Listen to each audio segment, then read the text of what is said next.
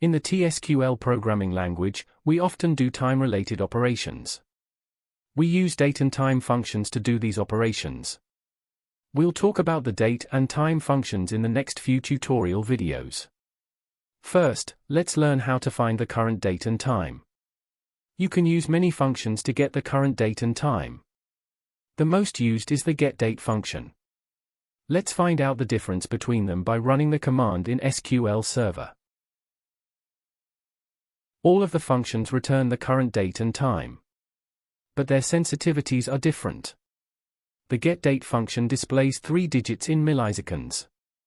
Often this is enough. Therefore, the GETDATE function is often used. The sysDateTime function is more millisecond sensitive.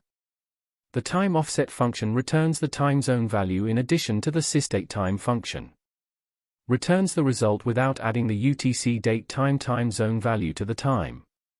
You can see that there is a time zone difference between them. Current timestamp and GETDATE return the same value. But as I said, we mostly use the GETDATE function. UTC-DATE returns less precise unit of time than UTC-DATE-time.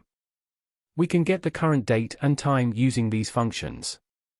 You may be confused. I have a suggestion.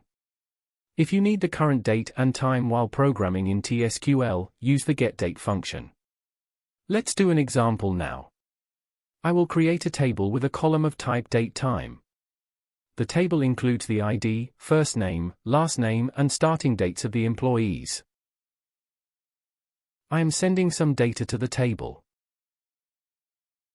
I can see the data in the table with the select command.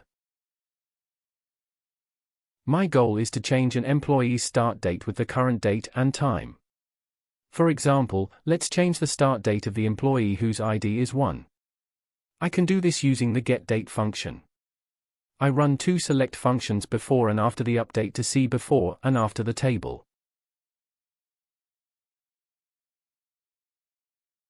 The starting date of the employee whose ID is 1 in the second table has been changed. Thanks for watching. To support us, you can subscribe to the YouTube channel and like the video.